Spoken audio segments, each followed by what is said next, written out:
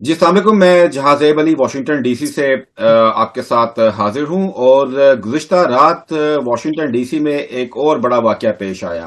WSCA white house correspondent association का annual dinner था, जहां पर सहाफ़ियों समेत अमरीकी सदर के साथ उनकी काबीना के अराकीन, हॉलीवुड स्टार्स और दीगर अहम शख्सियात उस इवेंट में मौजूद थे। हिल्टन होटल है वाशिंगटन डीसी में, जहां पर ये WSCA का एनुअल इवेंट हो रहा था। और वहां पर एक हमला आवर ने जो है बॉल रूम के अंदर घुसने की कोशिश की, फायरिंग की। एक सीक्रेट सर्विस के एहलकार को गोली भी लगी, लेकिन बुलेट प्रूफ वेस्ट उसने पहनी हुई थी, बुलेट प्रूफ वेस्ट। उसको कोई जानी नुकसान नहीं पहुंचा।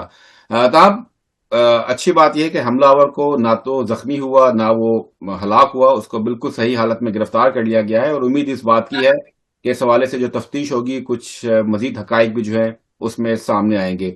एक रोज पहले ये शख्स जो है इस होटल के अंदर चेक इन कर चुका था, शिकागो से, कैलिफोर्निया से शिकागो, शिकागो से फिर वॉशिंगटन डीसी बजरिया ट्रेन यहां तक पहुंचा। इस इवेंट में क्या हुआ, क्या मामला हुआ, हमारे साथ सीनियर इंडियन सहाफी ललित झा मौजूद हैं। वो भी इस इवेंट में मौजूद थे। फैज रहमान साहब सीनियर सहाफी हमारे साथ, वो भी मौजूद हैं। पहले ललित से जरा पूछते हैं कि ये मामला क्या हुआ। ललित, बहुत शुक्रिया हमें ज्वाइन करने का। आप खुद WSCA के इस इवेंट में मौजूद थे, और जरा तस्वीर तो बताइए, खींचिए जरा, सारा मामला क्या हुआ, कैसे शुरू हुआ और क्या वाकया था ये। शुक्रिया आपने अपना प्रोग्राम बुलाया, बहुत बहुत धन्यवाद आपका। व्हाइट हाउस कॉरस्पॉन्डेंट एसोसिएशन, आप जानते हैं, जो व्हाइट हाउस सिक्योरिटी का कवर करते हैं, उनका एसोसिएशन है।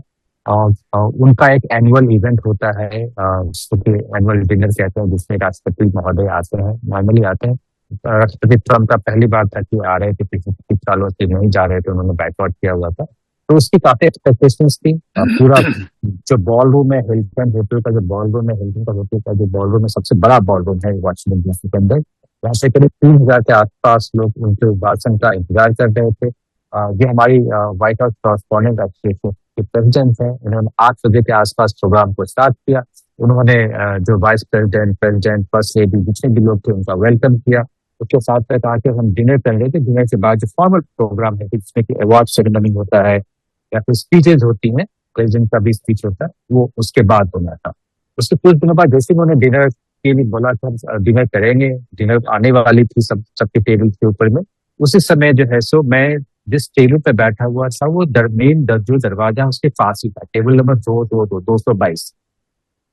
वहीं पे मेरे साथ और भी जर्नलिस्ट फ्रेंड्स थे। हमने करीब 5 गोलियों की आवाज सुनी, 5 राउंड से गोलियों की आवाज सुनी। हमें लग गया कि ये कोई नॉर्मल किसी बर्तन की गिरने की आवाज नहीं, बंदूक की और गोलियों की आवाज है। उसी समय हमने देखा कि जो दरवाजा था उसको जो सिक्योरिटी के लोग थे होटल के, उन्होंने दरवाजे को इमीडिएटली बंद कर दिया। और हमें बोला कि आप डक कर लें टेबल के अंदर हम डट के बैठ को। इसी समय विदिन 30 सेकेंड हम लोगों ने देखा कि सेक्रेट सर्विस और उनके एजेंट्स पोडियम पे जाते हैं, प्रेसिडेंट, फर्स्ट लेडी और जो प्रेस सेक्रेटरी हैं, उनको इस तरफ लेके जाते हैं, वहां से स्टेज में लेके जाते हैं। और दूसरी तरफ JD वेंस को भी दूसरे रास्ते से इसके वहां से सेफली एग्जिट करते हैं। उसके 2-3 मिनट बाद ही हमने देखा कि जो है उस टेबल पे मैं बैठा हूँ, उसके आसपास ही उनका एक दूसरा एग्जिट स्केप रूट था। वहां उसके थ्रू जो है तो secretary of war, FBI director, interior secretary, सबको धीरे धीरे से जितने भी अदर VIP थे, उनको उस रास्ते से धीरे धीरे निकाला गया। हम लोग अंदर ही नहीं थे वहां पे। जो इंटरनेट था काफी स्लो चल रहा था, तो बाहर में क्या खबरें आ रही थी हमें ज्यादा पता नहीं थी। और धीरे धीरे पता चला कि ये शूटर को पकड़ लिया गया है। और फिर हमें कुछ दिनों बाद जो है पता चला कि इवेंट जो है कैंसिल कर दी, पोस्टपोन कर दी थी अगली बार के लिए। आपने देखा होगा उसके बाद प्रेसिडेंट ट्रम्प ने व्हाइट हाउस में एक प्रेस कॉन्फ्रेंस की थी वेस्ट। ललित, मैंने एक्शन मिस कर दिया, हालांकि अटेंड करना था लेकिन किसी वजह से मिस हो गया ये इवेंट। लेकिन आप मुझे बताइएगा, जब आप एंटर हो रहे थे इस बॉल रूम के अंदर होटल के, तो सिक्योरिटी की उस वक्त क्या सिचुएशन थी? मतलब बड़ी आसानी से हर बंदा अंदर जा रहा था टिकट दिखा के, जैसे हमेशा होता है, या कोई सिक्योरिटी के खास इंतजाम थे? नहीं, सिक्योरिटी के कोई खास इंतजाम देखने को मुझे नहीं मिला। जो हर साल होता है ऐसा ही रहा। जो रोड सड़कें हैं दोनों तरफ, कुछ 1 या 2 ब्लॉक पहले ही ब्लॉक कर दी गई थी। मैंने अपनी गाड़ी पार्क की, उसके बाद पार्क करके वॉक करके होटल में गया। होटल के गेट के बाहर ही जो कैंपस के आप अंदर घुसते हैं, उसी समय उन्होंने पूछा आपके पास टिकट है? मैंने टिकट दिखाई, टिकट लेके अंदर गया। फिर उसके लॉबी में गया, उसके बाद वहां पे भी किसी ने पूछा नहीं। फिर हम स्टेयर्स के पास गए, एलिवेटर से हम नीचे जाते हैं जहाँ पे बॉल रूम है। यहाँ पे भी किसी ने कुछ पूछा नहीं, सिर्फ उन्होंने पूछा आपके पास टिकट है ना? तो हमने कहा हाँ टिकट है। तो टिकट और उसके साथ जो लोग हैं उनकी कोई जांच पड़ताल वहां पे नहीं हो रही थी, कोई वहां पे वॉक थ्रू जांच गेट भी पड़ताल नहीं था? वॉक थ्रू गेट भी नहीं था जो होता है मेटल डिटेक्टर वगैरह? वो काफी बाद में आया, जब हम नीचे स्केलेटर से नीचे गए। उसके बाद एक जनरल था, रिसेप्शन एरिया था, वहां गए। उसके बाद बॉल रूम से पहले एक छोटा सा एरिया है जहाँ पे कि लोगों का रिसेप्शन चल रहा था। उससे पहले उन्होंने हमें कहा कि आप मेटल डिटेक्टर के थ्रू जाना पड़ा।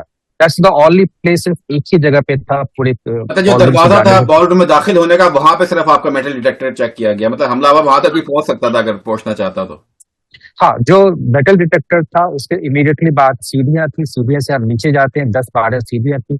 उसके उसके साथ ही जो दरवाजा था, मेन मेन दरवाजा था बॉल रूम के अंदर जाने का। तो मेटल डिटेक्टर और बॉल रूम में अंदर जाने के लिए मुझसे से कोई जाना चाहे तो 30 सेकेंड के अंदर जा सकता है, इतना भी फासला था। फैज साहब, आपकी तरफ आऊंगा। आपने गुफ्तगू सुनी अभी, इतना बड़ा सिक्योरिटी लैप्स के सदर, नायब सदर, वजीर खारजा, वजीर दिफा, हॉलीवुड स्टार्स और बड़े बड़े नाम ऐसे इवेंट में। और जब पहले बटलर में भी सदर ट्रंप पर हमला हुआ था, वहां पर भी कुछ दूर ही वो शख्स जिसने हमला किया एक छत पे लेटा हुआ, स्नाइपर लेके लेटा हुआ था, सदर ट्रंप को निशाना बनाता था। ये क्या मामला है? एक तो इस पर बताइएगा जरा आपका सिक्योरिटी लैब्स के ऊपर। और ललित से आपका कोई क्वेश्चन है तो आप भी प्लीज कीजिएगा। जी जी। देखिए, सिक्योरिटी लैब्स तो इसमें कोई शक नहीं है कि हुआ है, लेकिन at the same time it's a bad news and also a good news. कि बैड न्यूज ये है कि वो हमलावर इतनी करीब पहुंच गया, और गुड न्यूज ये है कि उसको बहुत ही इफेक्टिवली कई 100 फुट उसको दूर रोक लिया गया। तो इसका मतलब यह है कि इन द फाइनल एनालिसिस वो अरेंजमेंट ने काम किया। अच्छा, देखिए, सिक्योरिटी का जो एक मेन कॉन्सेप्ट है वो ये नहीं होता कि आप एट ऑन द सीन सब कुछ रखें। वो पूरा पीछे उसका एक प्रोसेस होता है जिसमें इंटेलिजेंस, सर्वेलेंस और जो निगरानी की जाती है, कौन लोग आ रहे हैं, कौन जा रहे हैं। तो इसमें बहुत ज्यादा इंटेलिजेंस एजेंसीज का बहुत बड़ा काम होता है। एफबीआई है और दूसरी जो डीसी में और अराउंड दिस एरिया जो एक्टिव है। तो लगता तो यही है कि फेलियर हुई है, इसमें कोई शक नहीं है।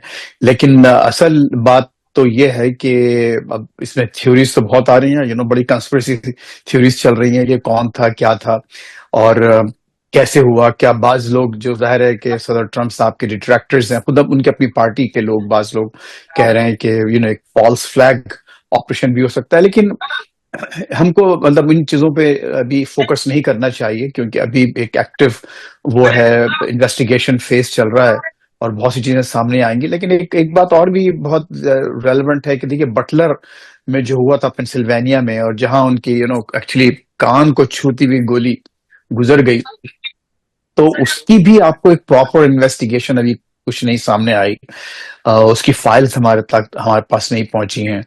तो कुछ सवाल जरूर जहन में है, और वो अब इत्तेफाक से ये बात अब हैरत, खैर अब वो जिस शहर से है, टॉरेंस, बेसिकली हम लोग वहीं रहते थे आसपास करीब, लॉस एंजल्स में हमारी फैमिली। तो कैलिफोर्निया में मैं बहुत अरसे रहा हूँ, जहां से वहां के लोग इतने ज्यादा पॉलिटिसाइज नहीं हैं। वहाँ जो है वो ज्यादातर फोकस हॉलीवुड पे, फैशन पे और कल्चरल स्टफ पे, या फिर जो सिलिकॉन वैली वगैरह यहाँ पर। तो एक आम पॉलिटिक्स है, लेकिन एक आम आदमी थोड़ा सा डिस्टेंट है। 3,000 मील तकरीबन फासला है यहाँ से, डीसी से। तो लोग इतने, तो इसका कहना है कि उतना रेडिकलाइज हुआ, फिर बहुत सी बातें जो लेकिन बड़ा कुछ पढ़ा लिखा फैज रहमान साहब, एक्सट्रीमली वेरी बहुत हाईली लिखे, क्वालिफाइड। बिल्कुल गेम कैलटेक जो है, और फिर जहां से पार्ट टाइम ट्यूशन पढ़ा रहा है, और टीचर ऑफ द मंथ का उसको अवार्ड भी मिला, जिस ट्विटर जो सेंटर उसके। हाँ, नहीं, जो कैलटेक जो उसने यूनिवर्सिटी से किया, वो दुनिया के चंद बड़े जो बहुत ही ग्रेटेस्ट स्कूल्स हैं ऑफ टेक्नोलॉजी, वो कैलिफोर्निया स्कूल ऑफ टेक्नोलॉजी, वो उससे वहां उसने ग्रेजुएशन किया। बहुत ही नामी गिरामी स्कूल है वो। तो अब इसका मतलब ये हुआ कि बहरहाल देखिए, सवालात तो होंगे, लेकिन अब ये कहना, अब इन्होंने इसको अगेन पॉलिटिसाइज करना शुरू किया है। खुद हमारे प्रेसिडेंट साहब ने पहला काम तो उन्होंने ये किया कि उन्होंने जो उनका जो स्टेटमेंट आया, उन्होंने कहा कि वो एंटी क्रिश्चियन था। तो अब पता नहीं वो किस तरफ वो बात उनकी जा रही है कि who is anti Christian in this country, किस तरफ इशारा करना चाह रहे हैं। बहुत ही लोडेड स्टेटमेंट है उनका और एक प्रेसिडेंट की तरफ से आ रहा है। तो ये अभी जब तक अब मैं और आप इतना एहतियात कर रहे हैं कि हम इन्वेस्टिगेशंस जब तक एक्टिव हैं, हम कोई फैसला नहीं दे सकते। We can not certainly pass a judgement. तो उनको भी ख्याल करना चाहिए, नंबर वन। नंबर सदर टू ट्रंप ये तो कि मजहब का उन्होंने कार्ड तो इस्तेमाल कर रहे हैं ना, कभी जीसस नहीं, बन अब जाते हैं, हाँ, कभी लेकिन बन जाते हैं। ललित, आप मौजूद है हमारे साथ, तो आपकी मौजूदगी का फायदा उठाते हुए मैं थोड़ा सा आपसे ये जो सिचुएशन चल रही है ईरान यूएस वॉर की, और पाकिस्तान जो जिस तरीके से इसमें मीडिएशन की एफर्ट्स कर रहा है, बीइंग इंडियन जर्नलिस्ट इन वॉशिंगटन डीसी, आप खैर आलमी अमूर पे भी आपका माहिराना तज्जिए होते हैं। आप इस सारे मामले को कैसा देख रहे हैं, जो पाकिस्तान इस मीडिएशन के एफर्ट्स जो कर रहा है? आपकी क्या खबरें हैं और आपका क्या एनालिसिस है इस पूरे मामले के ऊपर? जी, एज एज एन इंडियन भी और एज ए जर्नलिस्ट मेरा अपना मानना है कि कोई भी कंट्री, कोई भी देश, कोई भी ऑर्गेनाइजेशन किसी दो देशों के बीच में, युद्ध के बीच में मध्यस्थता करने की कोशिश कर रहा है, उससे शांति पैदा होती है, तो उसका स्वागत करना चाहिए। और as a journalist I welcome that that move, right.